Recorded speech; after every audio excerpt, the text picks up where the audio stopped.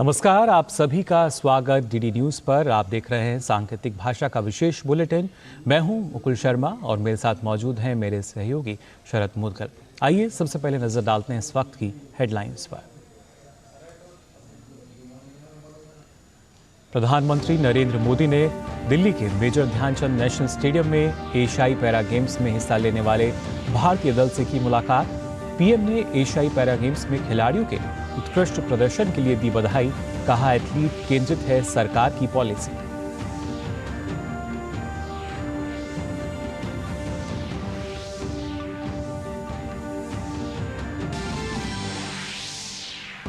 भारत के सहयोग से बांग्लादेश में बनी 3 परियोजनाओं का उद्घाटन। प्रधानमंत्री नरेंद्र मोदी ने कहा, पड़ोसी मुल्कों के लिए सबका साथ सबका विकास भारत की नीति।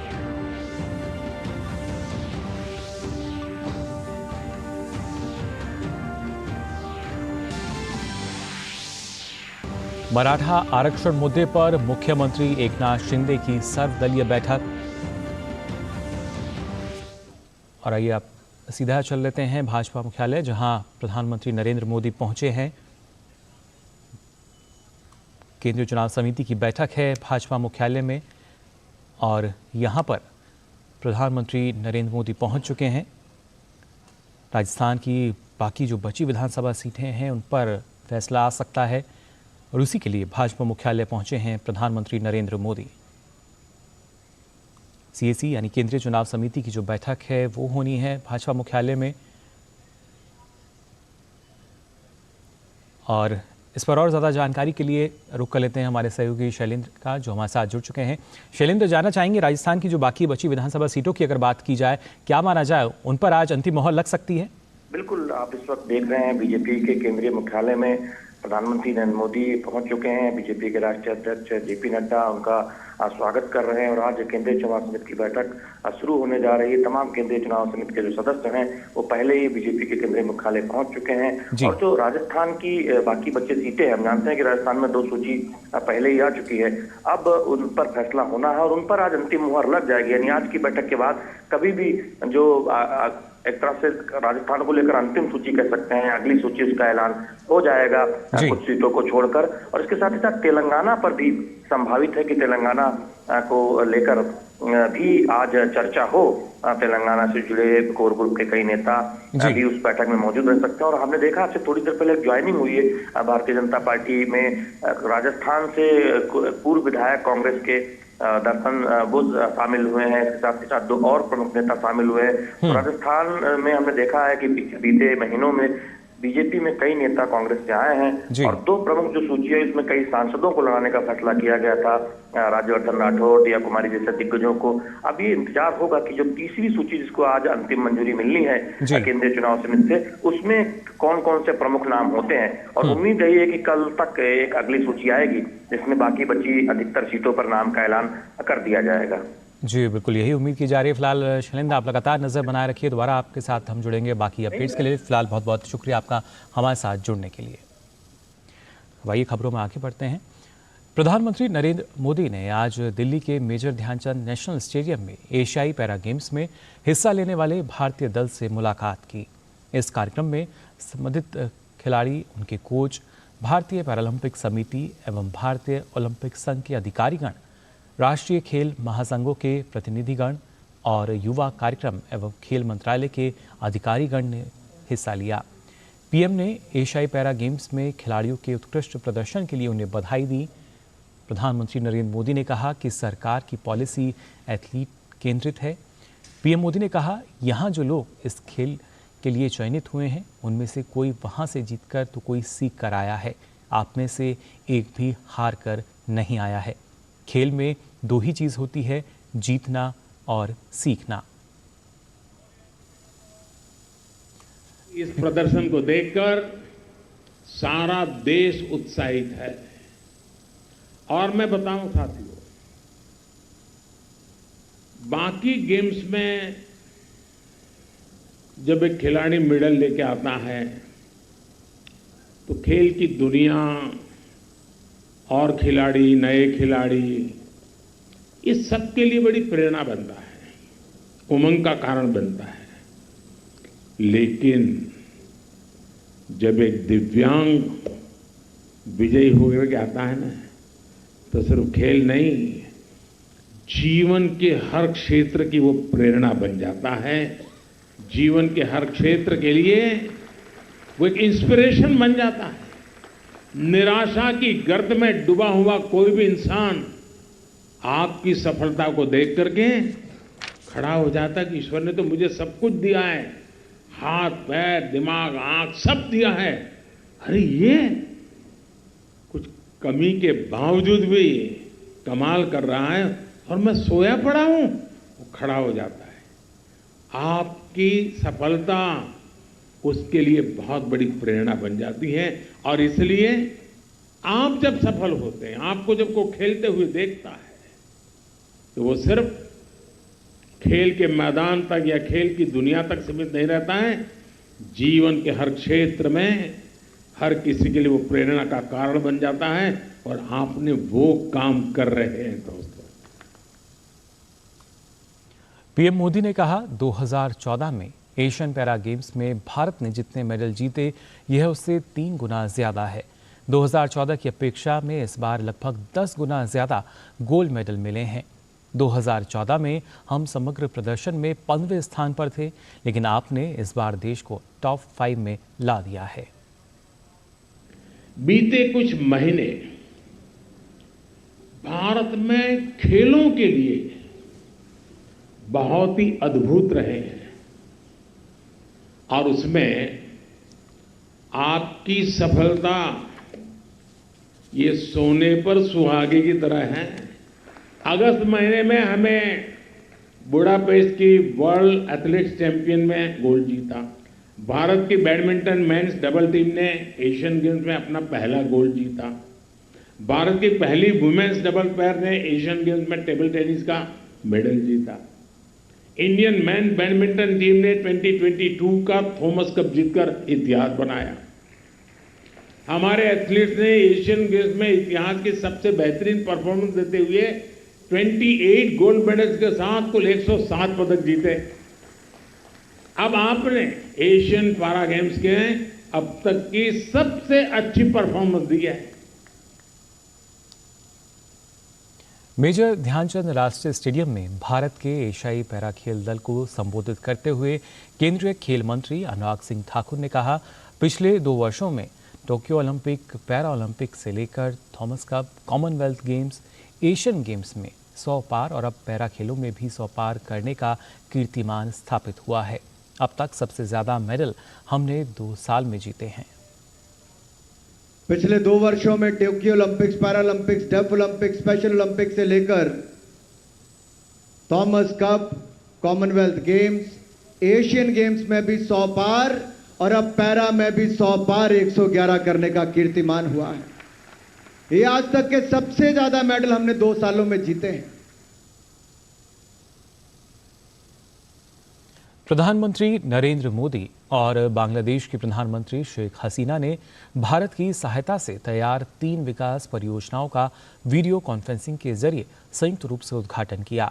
3 परियोजनाओं में Akhaura Agartala cross border rail संपर्क, खुलना मोंगला बंदरगाह रेल लाइन और मैत्री सुपर थर्मल बिजली संयंत्र की इकाई 2 शामिल हैं।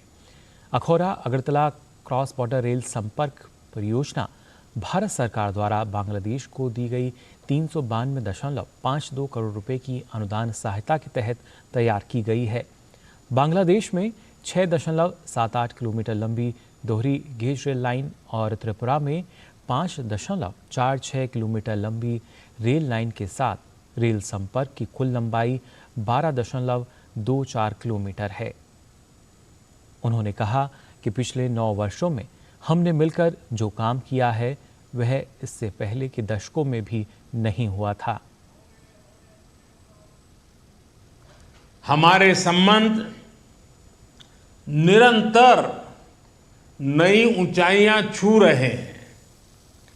पिछले 9 वर्षों में हमने मिलकर जितना काम किया है, इतना काम कई दशकों में भी नहीं हुआ था। हमने बॉर्डर पर शांति, सुरक्षा और स्थिरता की बहाली के लिए दशकों से लंबित लैंड बाउंड्री एग्रीमेंट किया और मैरीटाइम बाउंड्री को भी सुलझाया। दोनों देशों के लोगों की साझा अपेक्षाओं और आकांक्षाओं पूरा करने के लिए हमने इंफ्रास्ट्रक्चर और कनेक्टिविटी के विकास पर विशेष बल दिया। प्रधानमंत्री मोदी ने कहा कि दोनों देशों के बीच कनेक्टिविटी पहल कोविड-19 महामारी के दौरान एक जीवन रेखा साबित हुई है।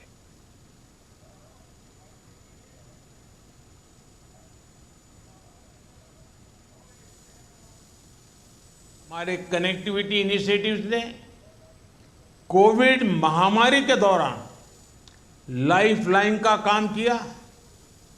ऑक्सीजन एक्सप्रेस ने 4000 टन से ज्यादा लिक्विड मेडिकल ऑक्सीजन भारत से बांग्लादेश पहुंचाई। पिछले 9 सालों में भारत बांग्लादेश सीमा क्षेत्र पर 4 नए इमिग्रेशन चेकपोस्ट खोले गए हैं और पिछले 9 वर्षों में हमारा आपसी व्यापार लगभग 3 गुना हो गया है। प्रधानमंत्री मोदी ने कहा कि हमारे आपसी सहयोग से बांग्लादेश की ऊर्जा सुरक्षा को बल मिला है।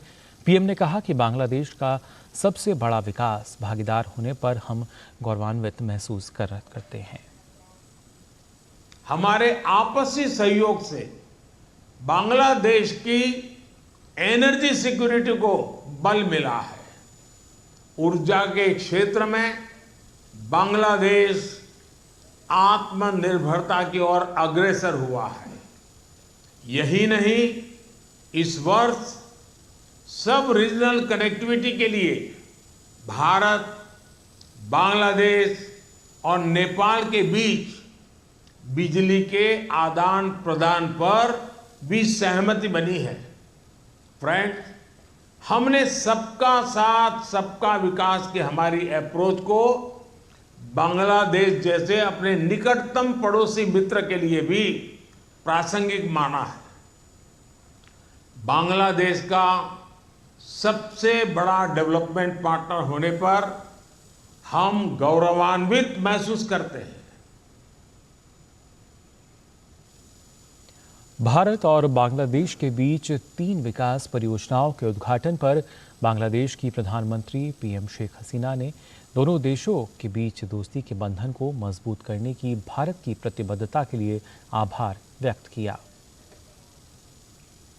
I'm extremely happy to join Prime Minister Sri Narendra Modi today to inaugurate 3 projects: Akhaura-Agartala Rail Link, Khulna-Mongla Port Rail Link Project, and Unit 2 of the Moitri Super Thermal Power Plant Project.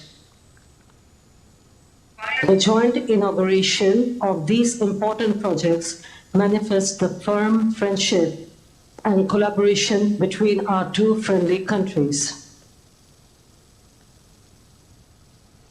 और फिलहाल bulletin में हम यहाँ रुक रहे हैं एक छोटे से ब्रेक के लिए। आप बने रहिए डीडी न्यूज़ पर।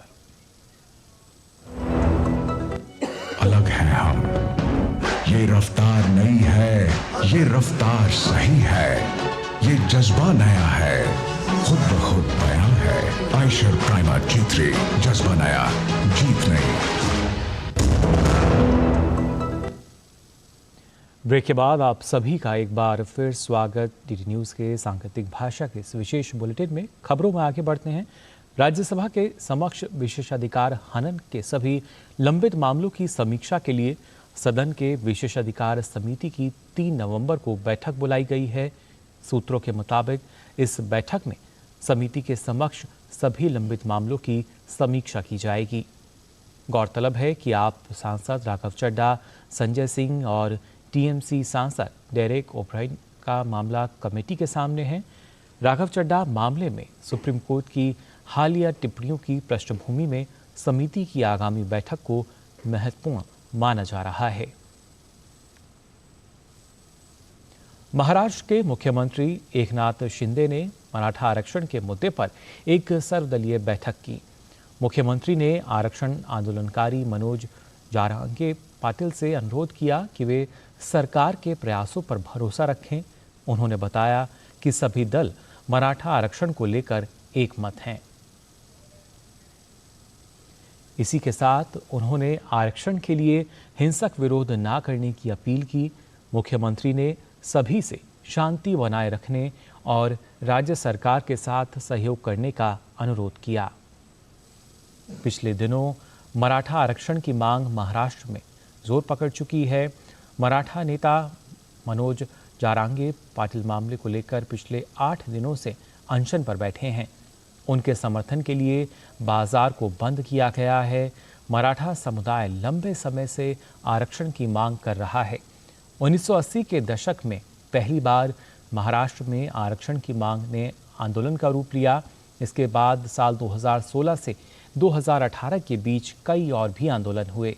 महाराष्ट्र सरकार ने साल 2018 में कानून बनाया और मराठा समुदाय को 16% आरक्षण दिया, लेकिन जब मामला बॉम्बे हाई कोर्ट पहुंचा तो कोर्ट ने इसे कम करते हुए सरकारी नौकरियों में 13% और शैक्षणिक संस्थानों में 12% आरक्षण कर दिया। इसके बाद मामला सुप्रीम कोर्ट पहुंच गया और मई 2021 में कोर्ट की 5 जजों की संवैधानिक बेंच ने आरक्षण पर रोक लगा दी।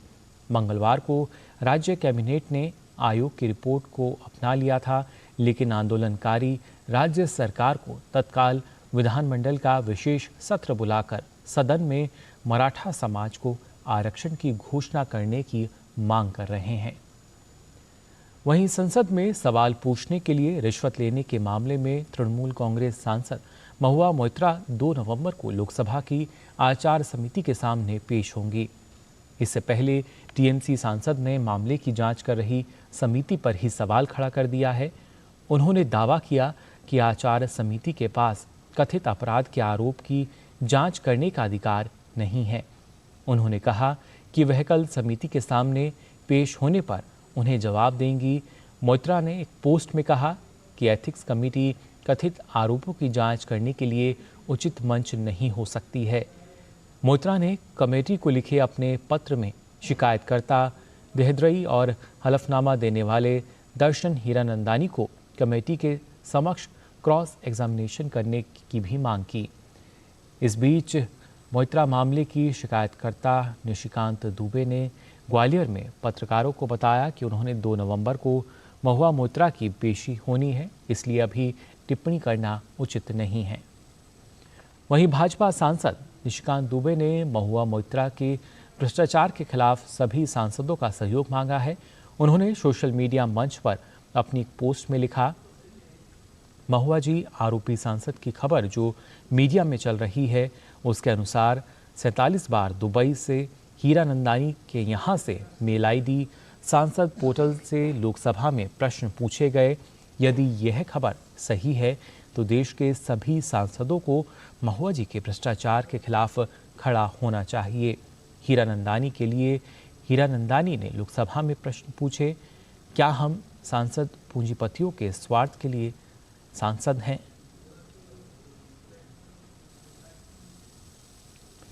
भाजपा की केंद्रीय चुनाव समिति की बैठक आज दिल्ली में अब शुरू होगी। पार्टी में केंद्रीय मुख्यालय में होने वाली इस बैठक में राजस्थान में बाकी बची सीटों के उम्मीदवारों के नाम पर विचार किया जाएगा। साथ ही इस बैठक में तेलंगाना को लेकर भी उम्मीदवारों के नाम पर मंथन हो सकता है। इससे पहले मंगलवार को राजस्थान चुनाव प्रभारी प्रहलाद जोशी के आवास पर राजस्थान भाजपा कोर ग्रुप की बैठक हुई। इस बैठक में बची हुई 76 सीटों पर उम्मीदवारों के नामों को लेकर चर्चा की गई। इस बैठक में केंद्रीय मंत्री कैलाश चौधरी, पूर्व प्रदेश अध्यक्ष सतीश पूनिया, केंद्रीय मंत्री गजेंद्र सिंह शेखावत, कुलदीप बिश्नोई, राजस्थान भाजपा सह प्रभारी विजय रहाटकर और वसुंधरा राजे समेत कोर ग्रुप के सभी नेता मौजूद रहे। और इसी के साथ ही यहां वक्त तो चला एक और छोटे से ब्रेक का। आप बने रहिए डीडी न्यूज पर। अलग है हम, ये रफ्तार नई है, ये रफ्तार सही है, ये जज्बा नया है, खुद ब खुद बयां है। आयशर प्राइमर G3, जज्बा नया, जीत नई।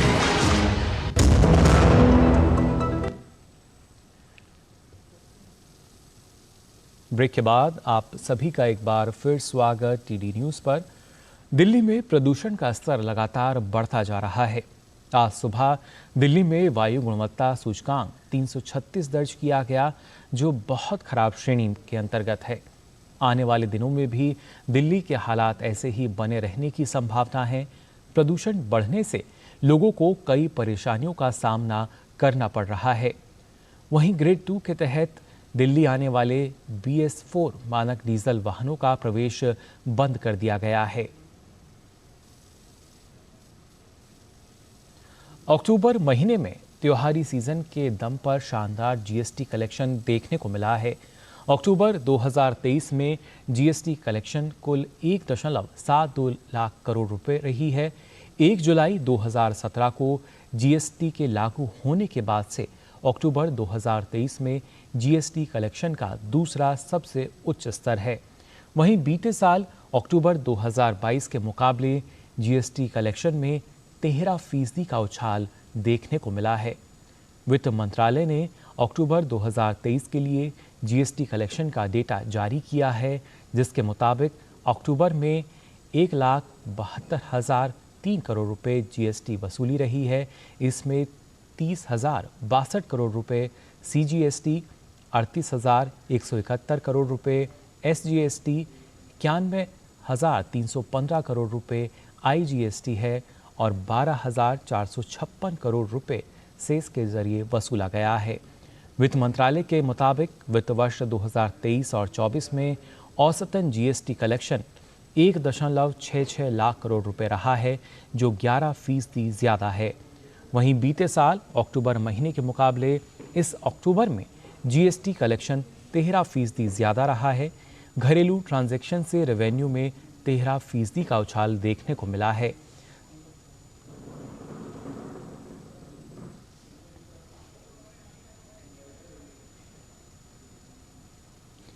देश में इस वक्त फोन हैकिंग विवाद को लेकर खासी चर्चा हो रही है। राहुल गांधी समेत कई नेताओं ने आरोप लगाया कि उनके फोन को हैक करने की कोशिश की जा रही है। बीजेपी के वरिष्ठ नेता रविशंकर प्रसाद ने इस मामले पर कहा कि एप्पल कंपनी को स्पष्टीकरण देना चाहिए। उन्होंने कहा कि एप्पल ने खुद कहा कि हमने यह नोटिफिकेशन 150 देशों में दिया है। उन्होंने कहा कि अगर राहुल गांधी इतने ही परेशान हैं तो उनको FIR दर्ज करानी चाहिए। और फिलहाल यहाँ वक्त हो चला है एक और छोटे से ब्रेक का।